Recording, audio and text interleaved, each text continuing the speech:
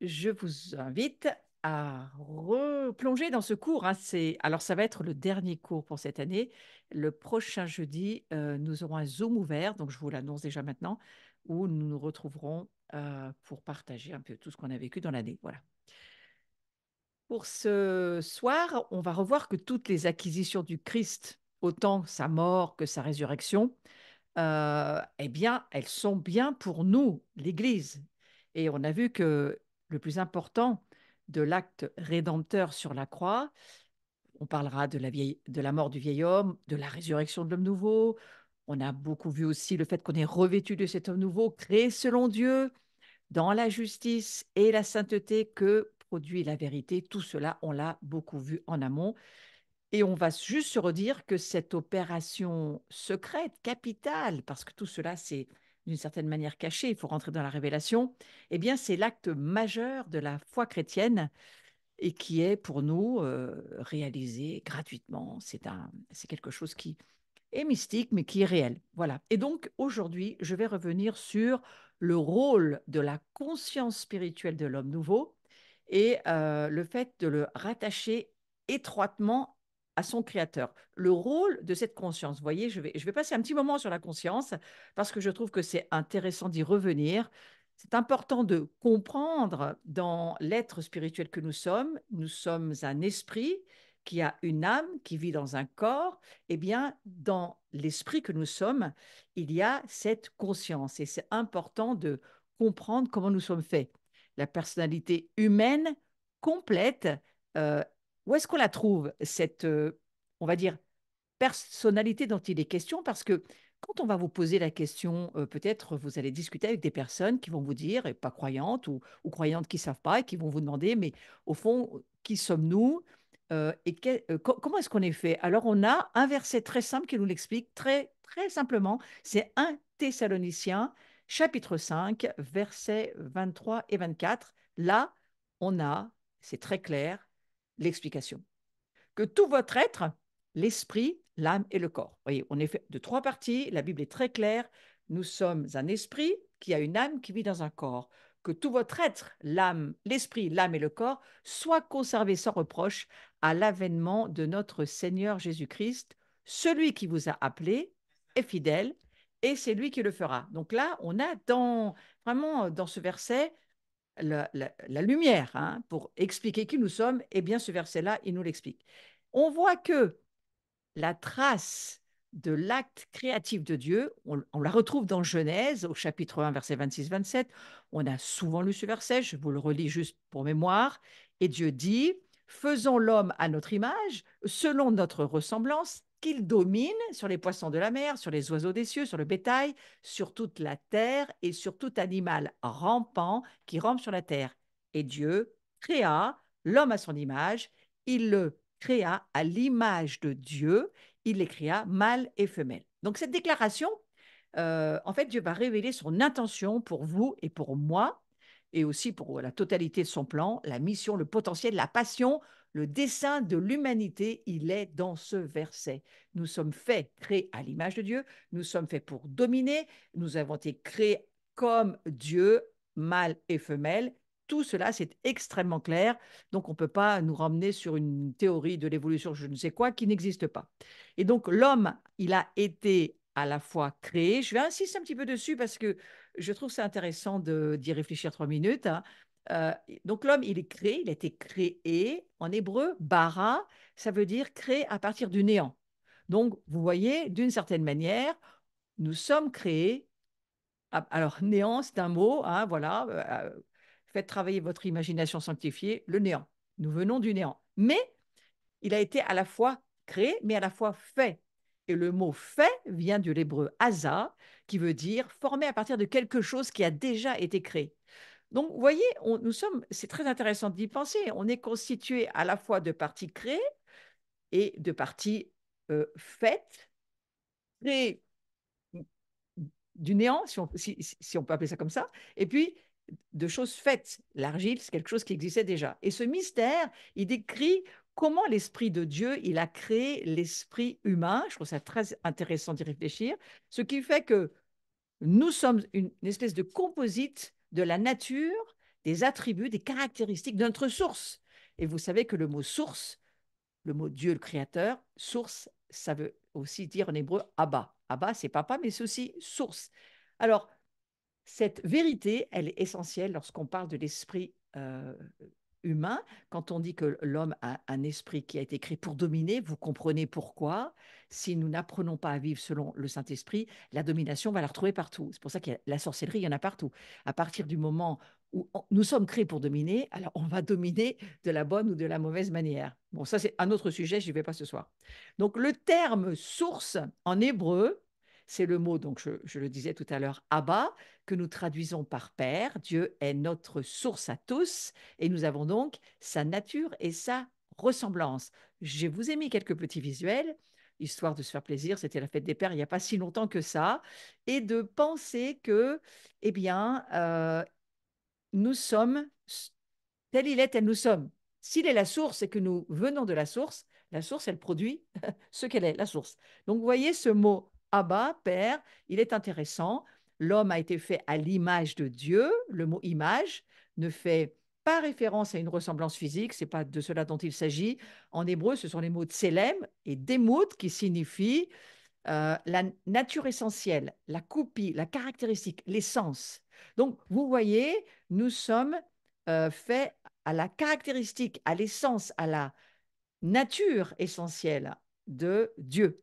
Et quand on va parler de la nouvelle création, évidemment, nous le voyons par la foi, qui nous sommes, avec ces mots qui sont tellement magnifiques et on peut tellement y réfléchir. Donc l'homme, c'est l'expression de la nature morale, mais pas seulement morale, de la nature spirituelle de Dieu en tant qu'être esprit. Je fais un petit retour sur l'histoire de la façon dont Dieu a créé l'homme, parce qu'il y a tellement de gens qui n'y croient pas. Aujourd'hui, je crois que la parole de Dieu, elle est faite pour nous éclairer, pour nous amener une connaissance révélée, de façon à ce que nous puissions connaître la vérité. Si nous connaissons Dieu, nous connaissons la vérité. Donc, c'est intéressant aussi de se dire que la conscience est dans l'esprit. Je fais partie de l'école de Watchman Nee, qui a écrit L'homme spirituel. Moi, c'est ce que je crois quand je lis la Bible. Je comprends que l'esprit, il est fait de la conscience, de la communion, de l'intuition. C'est l'homme intérieur, si vous voulez. Et puis, il a une âme. L'âme, c'est la vie, volonté, intelligence, émotion, qui vit dans un corps. Bon, c'est ma manière à moi de comprendre les choses. Je ne suis qu'un simple enseignant, donc vous avez aussi, vous, tout loisir d'avoir vos propres révélations. Je vous fais passer les miennes, vous n'êtes pas obligé d'y adhérer, mais c'est comme ça qu'en tous les cas, moi, d'une certaine manière, je m'y retrouve dans la parole de Dieu. Et donc, pour moi, la conscience, elle se trouve dans l'esprit. Alors, la manifestation, on va dire, de l'être esprit, ses attributs font qu'il est comme Dieu. On va mettre un comme, hein, parce que c'est quand même important de le mettre. Il a été créé par Dieu, il est de la classe de Dieu, il a reçu la responsabilité de vivre comme un agent de Dieu sur la terre. Et la manifestation du Fils de l'homme, elle en est la démonstration. Je rappelle que dans Romains 8, ce passage nous dit que la création, elle attend après la révélation, la manifestation des fils et des filles de Dieu. Donc il y a une attente dans les cieux euh, de l'homme nouveau, de l'homme à la fois terrestre mais aussi spirituel, qui a la révélation de qui il est et qui va manifester qui il est. Je crois que ça, c'est une grande, grande attente.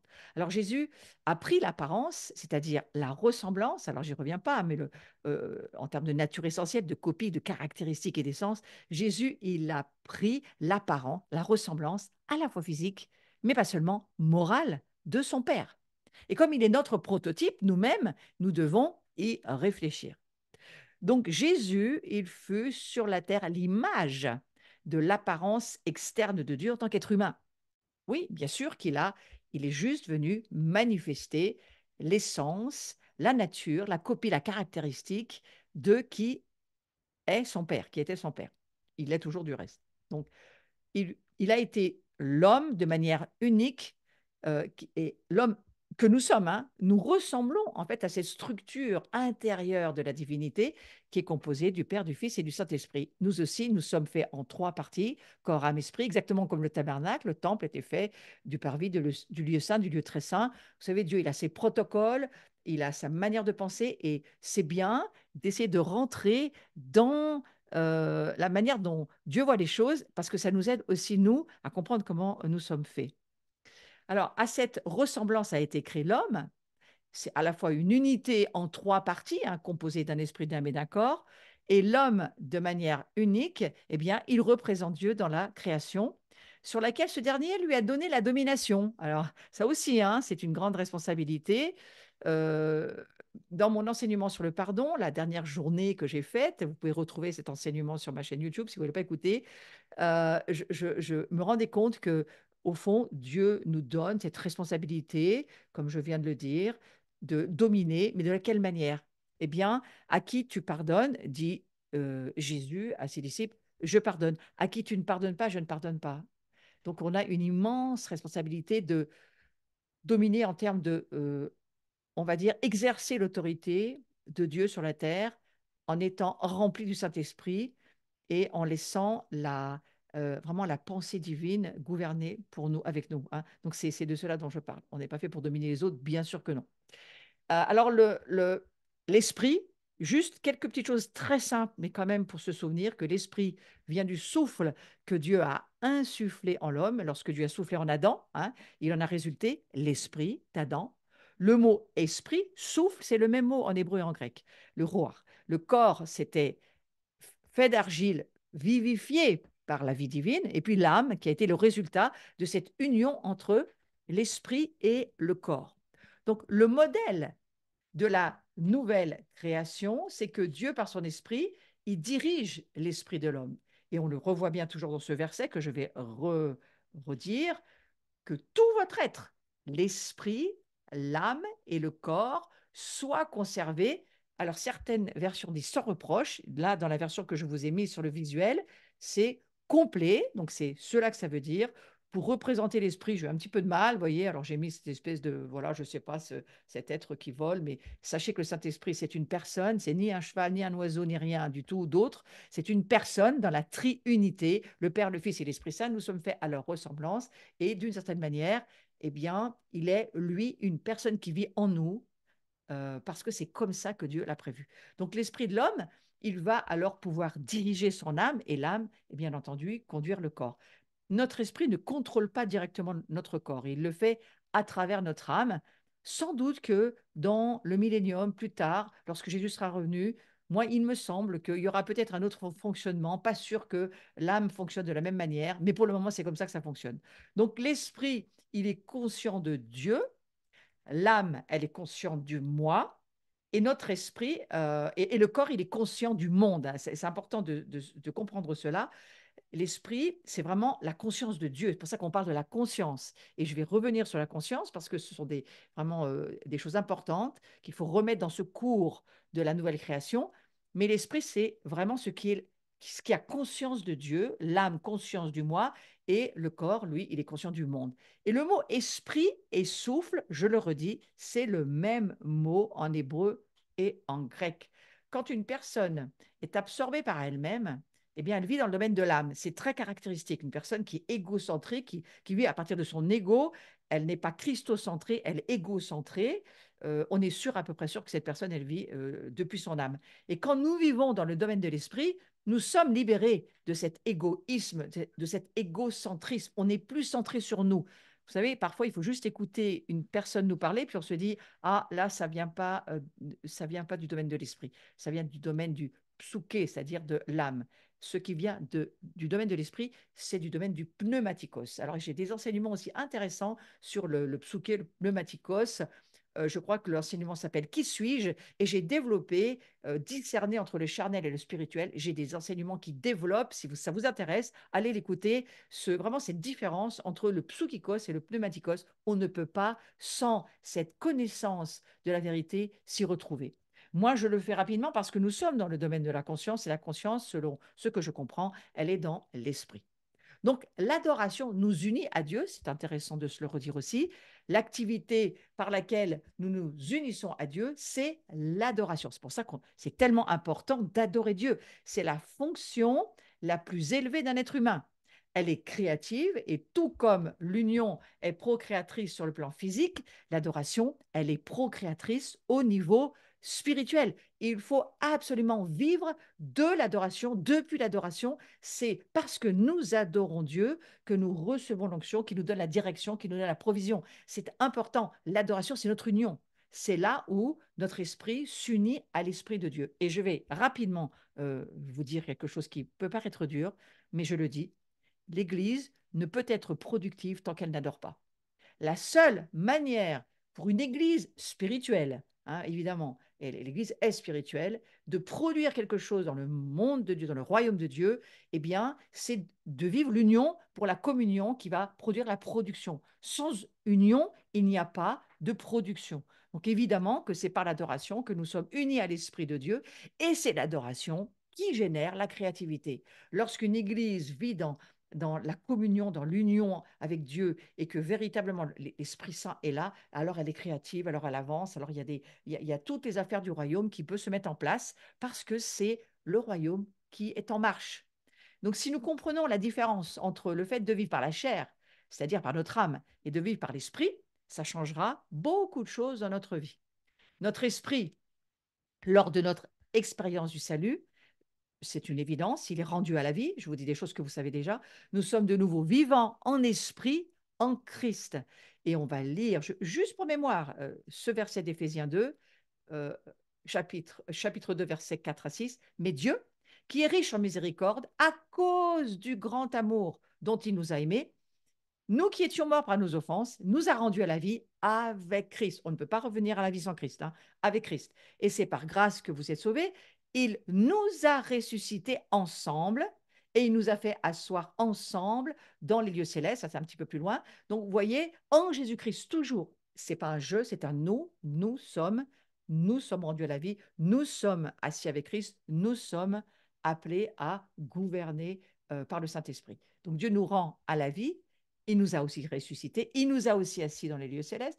Et si nous pouvons comprendre et accepter spirituellement ce fait, parce qu'il faut l'accepter par non seulement, mais le voir par la foi, c'est une connaissance, une révélation qui change notre vie, eh bien, tout ça, c'est au passé composé, et nous le sommes, donc ça veut dire qu'aujourd'hui, c'est quelque chose que nous pouvons vivre dès à présent. Nous sommes assis maintenant dans les lieux célestes maintenant.